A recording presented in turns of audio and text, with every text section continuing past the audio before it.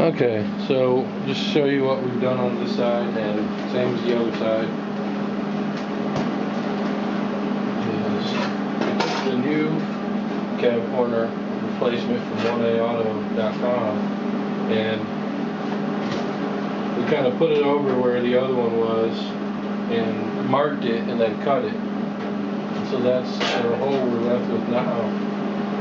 When you do that, you want to make sure to cut it a little bit lower, like down this way at first, because you can always cut off a little more later. If you cut off too much, then you'll be left with the gap there, and this cab corner won't line up with the other, with the body panels of the door and everything else. But you have to line that all up. So I recommend cutting this a little bit longer than it needs to be at first, and then you can, like I said, you can always take the cut wheel and go right across the edge again if you have to take a little bit more off. Or, since this is so thin, you can just make your mark with a black marker and take the angle grinder and grind right up to that black line all the way around. It'll take 2 seconds because this metal's so thin. So here's the old cab corner. As you can see, the whole bottom was blown out. There's a big old hole there. And what I did was I cut it out, and there's these little spots on there that are welded. It's like a little fusion weld, and they're welded along the back side here, and then on the front side right here. And you can buy a little tool that drills those out. What I did though was I just cut a line along here with the cutting wheel all the way down, pulled my cab corner out, and then I had access to this piece. And I just came to the back side here with you can do it with a chisel or a screwdriver. And I just break this piece off basically, and then grind those all down flat. And that works just as good if you don't have that tool. So what I'm going to do now is get these tacked in, get this side tacked in.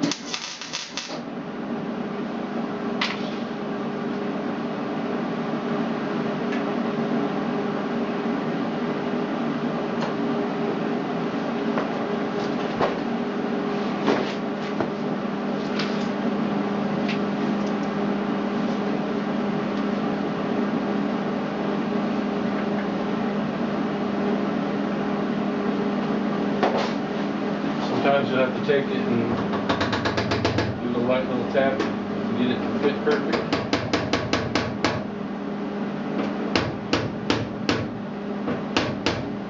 what this does is you hit it kind of like that, and get both of them to line up really nicely.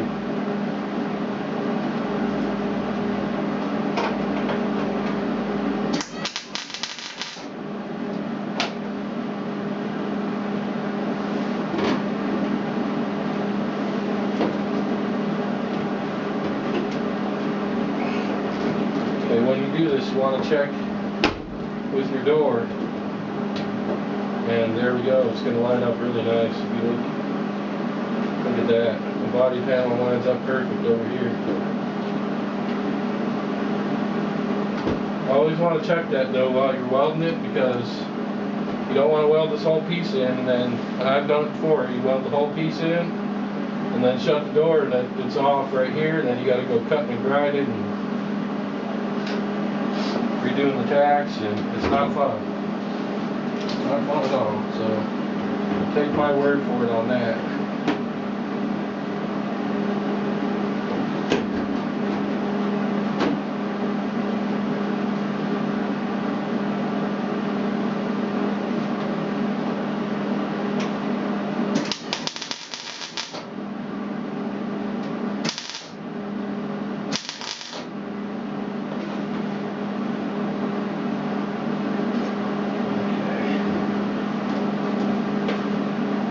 You want to work from one side to the other. You don't want to tack here, then tack here, and then tack the middle. Because if you tack here and then tack here, you might have a bulge in the middle. So you kind of do it like an iron, where you iron it from one side and get that wrinkle all the way out. So just start tacking from this side, and then continue this way. Also, that goes the same for up and down too. You don't want to tack here and then here. You want to tack here, here, here, and then there. Linear motion.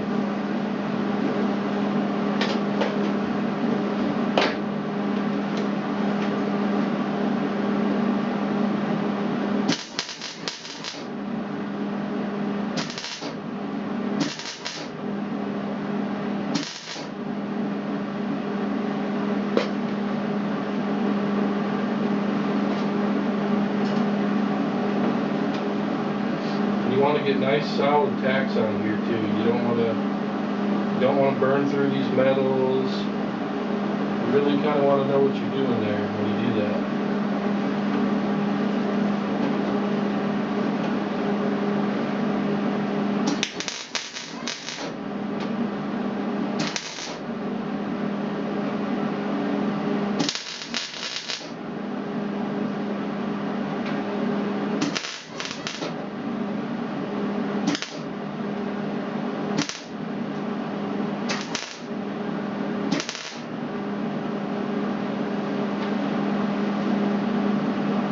There you have it. This part is tacked, and it's not tacked all the way. I'm going to go through and tack it a lot more in there and actually eventually seal that all up.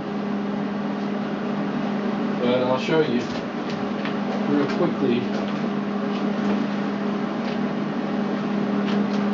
Let me just make sure.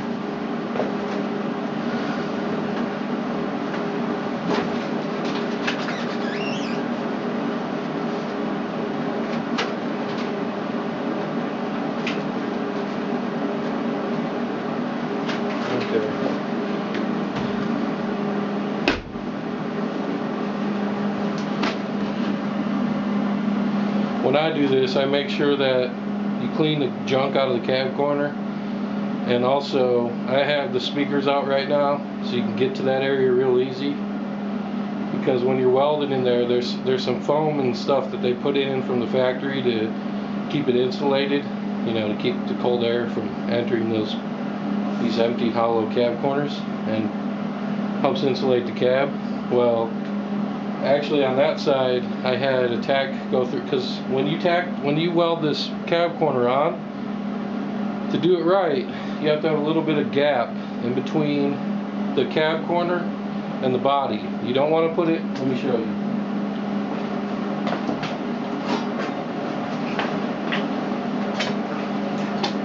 You do not want to put the new cab corner directly up to metal like that. right there. You do not want it directly up against it. You want a little bit of a gap in between there. I don't know if you can see it. But there's just a tiny little gap in between there. And what that allows is it allows the weld to be on both sides. If you just put it right here, you're only welding this side. If you look at the back side when you do that, there won't be a weld there.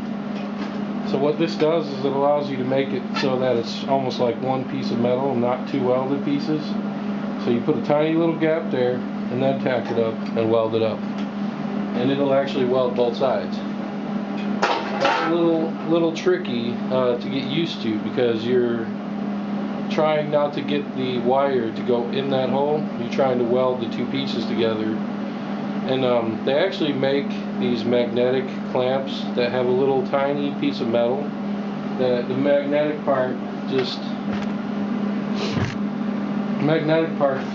magnets to your metal, and then the piece of metal that sticks in there will automatically space this evenly for you. I don't have one of those. I've done it this way. I've been fine doing it this way for a long time, so I just continue to do it this way. I just hold it up there, get a little tiny bit of a gap going, and then tack it, and then tack. So I'll show you what I've done. Okay, so this is it tacked into place. As you can see, I had the door open, and see, if you look at that body line, that looks nice all the way down. See how these match up here and here, and this matches up nicely. And then another thing is you want this and this to match up, and those match up pretty nice. And you know, nothing in life is perfect, so, but you want to try to get it the best you can. If you're going through all this trouble to do the cab corners, you don't want this to be sticking out and it be noticeable, and so you just get that in there the best you can, and just make sure all these lines line up. It'll make for a better job when you go to paint it, and you know, when it's final and people look at it. But anyways, so what I did was I just held this piece up in place, and I started over on one side. It doesn't really matter. I started on this side because if you work it this way, to me this edge is a little easier to work with than this edge, because this edge has a factory kind of bend on it, and it just sits right in there kind of perfect.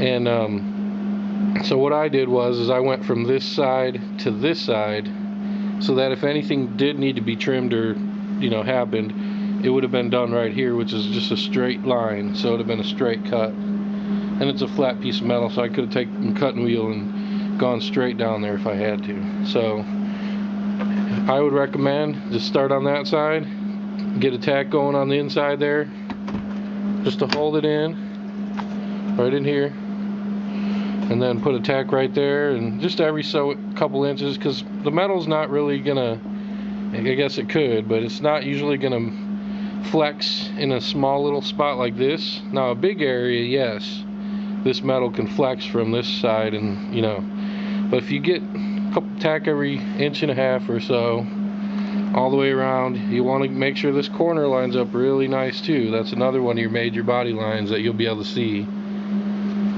And then just really nicely try to make them as nice as you can. Tack them in every other 1.5 inches or so. The reason why you don't want to go and just start welding is because this metal is so thin, you'll blow right through it, and you'll create a big hole here, and then you'll be trying to fill that hole, and it's a big mess. It's nothing but trouble. So do tack, let this piece cool down, take your time, make this job nice. You know, you got the bed off, and if you're doing cab corners properly, you will have this bed off, because I've seen a lot of people say, oh, I'll just leave the bed on and get the gun up in there from the back side. There's no way that you can properly work on this part right here with that bed on. There's no way. You'd have to be the Superman. So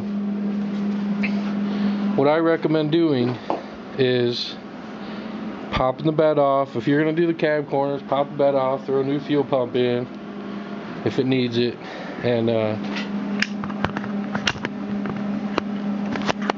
sorry, I was remounting the camera there. Okay.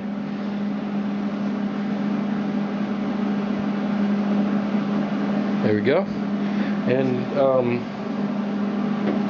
yeah, so just put a new cab corner in and weld it all the way along the, like I said for you, that's what I was getting back to. You do have to take the bed off. A lot of people try to get in there without taking the bed off, and I'm telling you, you're making it's going to be the crappiest job you've ever seen. Now, I will tell you another little secret. If you're not taking the fuel pump off, if you're just doing the cab corners, what you can do is you can get under there and loosen the bolts to the bed and take a jack and just jack it up a little bit, and then put a board right here on the frame or on here somewhere to hold the bed up, so it's just high enough to where you can get to that. You only need the bed to come up, you know, past here, and then you can get in there fine. But for me, if you're already under there loosening the bolts to this bed, which by the way took it was hard because they were super rusted. Didn't take a long time, but it took a lot longer than it should have, put it that way. And so yeah, just take the bed all the way off, throw it out. It is you can kind of see it through that window. It's real bright because there's a lot of snow on the ground and stuff, but you see it out there in the driveway. And I am in this tiny garage. It's a really old garage, and it's really small. And if you look, like I could, right over there where the bumper is by the door, I couldn't even put my fingers back in there. That's how close that is. And then if you look up to the front, I mean, this thing's nose is all the way to the wall. It's hard to see, but just trust me, it's really tight in this garage. But I'll tell you what, I'm grateful for this garage because it's keeping all that ice and snow off of me. So anyways, not to ramble your ear off, but there we have it. We have a tacked in cab corner. It's not fully tacked.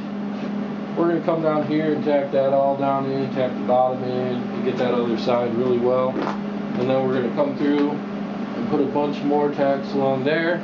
And then I'm going to come through and put even a couple more tacks in, and we're going to totally seal this up right here. This part, we're probably just going to go ahead and seal that part too with a weld. They don't do that here. They just have those little fusion welds, and then there's like a sealant or something inside there, body panel sealer, to keep moisture from getting in that lip. But we don't have that sealer, and we are not going to do the fusion welds, so we're just going to probably tack it a bunch of times or weld a nice weld all the way down there to keep that sealed up, and then she'll be welded in, and then we can do that rocker panel piece. I actually have got that rocker panel piece cut out a little bit, but I need to go to the store and get another piece of metal so that I can finish welding that in. So what I do is I take, like I showed you over there, I take my piece of metal and I bend it to the right contour of the body panel. The rocker panel on these is pretty simple. It's just that one little, if you do the whole thing, it's two bends. It's kind of a rectangular piece. But if you only do the bottom part of the rocker panel, which I'm doing, that's all it needs. And then it's only one little bend. So all you have to do is take that flat piece of metal, make one bend in it, and then cut it to size. Okay? Then what I do is I take that piece that I cut to size with the bend in it, and I hold it up there, and I make sure it's the right contour first. And I'll do a little tweaking, and I'll show you this process in the next video. But because I have to go get another piece of metal and all that. But anyways, I just hold it up there, I mark around it, and then I take a cutting wheel and I cut that black line off. I try to stay kind of to the inside of it. Like I said, you can always take more off with the grinder, or actually my cuts lately have been coming out pretty good. You know, you get better over time, but like I said, you just put that piece up there, mark around it, and then cut it out with the cutting wheel. And then you take that new piece, set it in there, and you're going to have a little gap all the way around. That's what you want. And then you're going to weld that too. So once you get all this welded in, then you can Duraglass it, or you can do whatever method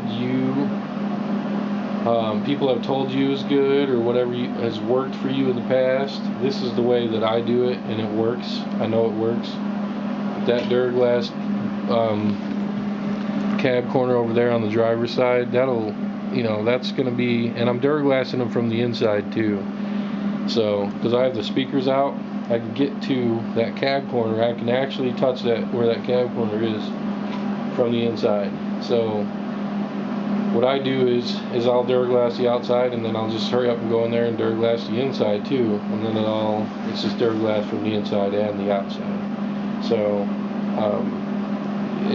you know, metal, it will rust, you know, someday, but it should last a long time, and you should get another at least 20 years out of it or so before I end up having to do the whole cab. But anyways, so that's what I'm doing over here. I'm just getting this side welded in. Once we get all that welded and painted and everything, we're going to take, and this is, by the way, this is a temporary paint job. This isn't something that I'm going to be like proud of forever. What I am doing here is I am fixing the body so that it's solid, and so that it doesn't rust anymore, and so that it doesn't cost me a lot of money in the body shop. So I'm getting this thing back to where it's sound, and the metal's really solid, and the body works nice. And then I'm going to have someone paint the whole truck in the near future. So, because this is not a paint booth, as you can see, this garage is old, and there's dust everywhere, and it's just not a good environment to be painting in. It's not big enough either. You need to be able to get around the truck. You need to be able to spray, you know, back away from not all up on it. And so this is just not and I don't have the proper spray equipment. I've never claimed to be a paint person. I just don't have the stuff, and personally, I'm not that good at it. You know, I'll be honest. I work on cars. I'm pretty decent at that. But when it comes to, you know, paint job, and a lot of times you can end up spending more money trying to do it yourself. Either that, or it'll just look like crap. So I'm gonna pay. I'm gonna wait. You know, and I'm just gonna leave that. Some things you want to leave to a professional, unless you're comfortable with doing them, which I'm not. And I do not want this truck looking like crap after I do all this work. So therefore, I am going to just turn that job over to a pro. But anyways, for right now, the main part of the body of the truck looks great. There's no rust on it or anything. Really, these were the only spots that were rusted, and then a little bit of the rocker panel. That's it. The rest, like on the frame and stuff, it's all just surface rust, and it rubs right off. And so that's all in good shape. It's all sound. And it was just these body panels that needed to be done. So what I'm going to do is I'm going to, you know, seal that all up like I mentioned before with the Duraglass, and then I'm going to paint it temporarily. We're going to just come in and just probably paint that whole piece so that it's one solid paint, because if you just do here, probably have a little spot there where it could chip off or whatever. So I'm going to probably maybe do that whole piece, or at least blend it a lot. And we're going to try and get it looking the best that we possibly can for the temporary. And it's going to look sound. It's going to look really nice going down the road. And to tell you the truth, the paints might not match up perfectly, just because it's an older truck and it's faded from the sunlight. We're going to be buying, even though we buy the new can of exactly the same paint, it's going to be new paint. It's not going to be faded. So this truck's 20 something years old. It's had plenty of time to be faded in the sunlight. So it's going to be a little bit lighter, not as vivid probably as the new paint. So you might see a little bit of a difference there, just a slight. But I'll tell you what, it looks a lot better than big, huge holes in the cab corners and just tons of rust. So, and it's just the right thing to do. I mean, if you've got a welder and you like working on cars, and why turn it over to someone and pay, I don't know, $2,000? You can just imagine a body shop taking the bed off and cutting all this out and welding all this in, and Duraglassing it and painting it and doing everything. They're going to charge you. It's going to be a lot of labor. Let me put it that way. I don't know an exact quote, but I guarantee you it'll be in the thousands. Guaranteed. Because body shops, and they do good quality work. So if you can't do this, then turn it over to one of them. But if you can do it, give it a shot. What do you got to lose? So, start with a vehicle that, don't start hacking up a Mercedes, you wouldn't do that anyways. I'm just saying, don't start hacking up your dad's car that he really, really cares about. If you've got an old car with a little bit of rust on it, and it's your car, and the only thing you feel like you can do is make it look better, if you can't make it look any worse than it is, go for it. Just take, a little cutting wheel, cut it out. Heck, I've seen people take newspaper, and a lot of people used to do this back in the day. Take newspaper, shove it up in the hole, and then just take a whole can of Bondo and cover it. And then one day they're driving down the road, and just the whole big chunk of Bondo just falls out. They go over a bump, the big chunk of Bondo just falls out. I've seen people use this wire mesh stuff, and you put that in there, and then you can Bondo it. That stuff works. It works okay. It'll get you by. That is not a long-term solution, though. That's a real short-term temporary solution. What we're doing here, this is even a temporary solution, but it's a long solution. Nothing lasts forever. So, like, this may not rust out, but another spot on the rocker panel may, and then So we're going to try to keep it in the garage, and we're going to try to keep it out of heavy rain and snow, and try to prevent it from rusting further, best we can. But steel's going to rust, and that's the nice part about being able to fix it yourself, is you can buy a truck or a car at a little bit cheaper of a rate, and then fix some of these things yourself. So what we did, because we looked on Craigslist, I think we had like a $2,000 budget or so. I'm not sure exactly. But we were looking for one of these trucks, a Chevy 1500 with decently low miles on it. And when I say low, I mean a little bit under 100,000, not low, like 20 or 30, but 100 or under we were looking at. And we were just looking for the body to be sound enough to where when I worked on it, it wasn't a nightmare. Because there's some of these, if you let that go, if you let that cab corner go, this part, it'll rust all the way, it'll just keep going. That whole rocker panel, actually, this is my fiance's truck that I'm working on for her, and I have a Silverado, a 99 Silverado, and my whole rocker panel's gone. I'm not even messing with it. It's a work truck. I use it to haul stuff. It hauls a 24-foot boat. It hauls, trailers. I drive through alleys with sticks hanging over, and it gets all scraped up. And the truck drives great. I always fix, tie rods and ball joints and pumps, and I always fix mechanical problems. I just put a power steering hose on it, not too long ago. So I'm always keeping that thing going and keeping the tires nice. But I'm not worried about the body on that truck, really, because it's just too far gone. I would spend a whole summer trying to fix the body on that truck. So, not worth it. If you're looking for one of these to fix up, you want to get something that's within your reach. You want to get something that you can accomplish. You don't want to be buried up to here in replacing rusted out parts, and then you get like halfway through it and you're like, oh, screw that. Then you wasted all that time and all that money, and and then you put the bed back on, it looks like crap, so you spend all this time and it still looks like crap. And not worth it. Buy a truck that has minimal problems, okay? This truck is a 92 Chevy Cheyenne with 82,000 miles on it. Pretty low for a 92. The guy we got it from was the second owner, and he knew the first owner that he bought it from, and the first owner only put 10,000 miles a year on this truck. That's it.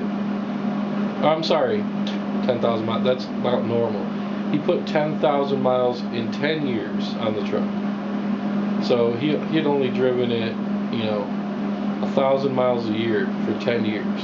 And so it was babied. He never had the truck bed loaded up. He never, went mudding in it or anything crazy. So it was an older guy. He kept really good care of the truck. Service records up to here. And so the guy we bought it from was real confident when we sold it to him. Of course, me knowing about cars, I talked him down quite a bit because I found little odds and ends here and there that, just like the cab corners. When I bought this truck, I saw a picture of it on Craigslist. I saw multiple pictures of it, and I saw that the cab corners were rusted. Well, we had been looking for months, and every one of these trucks I saw, the cab corners were rusted on. If they weren't, to me, it just either was too much money because the cab corners weren't rusted, so they would charge a lot more, or I don't know, it just was fishy to me, because that just goes to show you how much it's a problem for these. These are notorious for doing that. So I looked at the truck and I was like, well, you got rust on the rockers, you got rust on the cab corners. I'm gonna have to replace both of these problems. It was shuddering a little bit, and that's a long story, but it was shuddering a little bit, and I'm like, okay, probably a little bit out of time or something. So I bring it home and time it, and it wasn't that it was out of time, it was that the fuel pump was going out. And what happened is there's a little tiny rubber line, it's like a hose, inside the pump, down in the bottom of the pump, that sits inside the tank, and what happens is those dry rot, and they get a little slit on the side of them, and that ends up not allowing all the gas to get pumped to the engine that it needs. So it ends up running, especially at higher speeds, it'll run fine, but when you get to a stoplight, it'll just die, it'll fall right on its face and die out. And that's because it can't keep the pressure that it needs to the engine to keep it running, because half of the gas is going out the slit in that little piece of rubber. Why? I understand they had to connect, and I'll show you in another video when I do that pump. I'll make a video on that. But I'll show you, at the bottom of the pump they had to connect a piece of metal to a piece of plastic. So that's why they used that rubber line. But I'm thinking, why haven't they, over the 20-something years, why haven't they figured out something a little better down there? Because this is a replacement part, but it's 20 years after they've made the original. 22 years. Actually, they've been making this pump, they probably put that same pump in the 88s, so I mean, they've been making this pump for 25, 26 years now. And so for them not to fix that to where it's, better designed or, engineered now, I don't get. But maybe it's just because the aftermarket manufacturers don't want to pay for the engineering costs, So they would just rather sell you a new pump. And I'm telling you, in these Chevy 1500 trucks, or like I had a 97 GMC Sierra, is the same exact truck as this, except it was a 97, and so it had the 4.3 Vortec in it. It was a little bit different, but other than that, it was the same exact truck as this. Everything interchangeable. Only thing difference was the emblems. One's a Chevy 1500, one's a GMC Sierra. And as a matter of fact, when I ordered parts for that truck, I'm going off on a tangent here, but when I ordered parts for that truck, I had to order parts for the Chevy 1500 because the GMC Sierra 1500 wasn't listed in a lot of the parts manuals. So I would order parts for the Chevy 1500 and they would work, they're all the same. But anyways, so back to the fuel pump. I'll make another video showing the replacement of that pump, and I'll point out where they had to go from metal to plastic and how they use that little rubber hose, and how it fails. I'll show you how it fails, and that's a big problem with these trucks. It really is. That's what I was getting to, is I had a 97 and I put 3 or 4 pumps in that truck, and that is a pain because I did it on a gravel driveway, and I did it to where I lowered the tank, not take the bed off, because if you just have to do the pump, you don't have to do the cab corners and all that. There are people that'll tell you both ways, the bed's way faster, take the bed off, and then you got the pump right there. Okay, but just to give you an example, these bolts on the bed were rusted up in there, and it took me a big long breaker bar with a pipe on it and tons of PB blaster to just even break those free. And then every turn after that was just a nightmare. It was just used all my might. I actually had to take a break from doing that, from taking 8 bolts off. I had to take a break. And you can use an impact on some of them, but some of them are in spots where, like this one right here. This one right here is in a spot where you can't get an impact up in there. You have to just use a wrench to be laying down on the ground, and use a wrench or a lift if you have a lift. If you have a lift, your life with working on cars, I would say, is 10 times easier.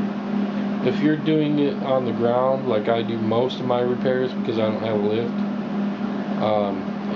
it's a lot harder. You get a lot more rust in your eyes, and you have limited movement and mobility, and it's just a lot harder to work without a lift. Because if you got a lift, you just put this thing up in the air, and then you have to duck down a little bit.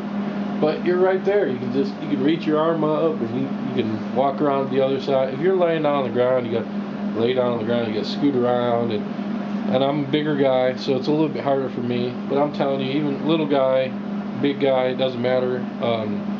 If you've got a lift, like I said, you're working on cars is going to be 10 times easier.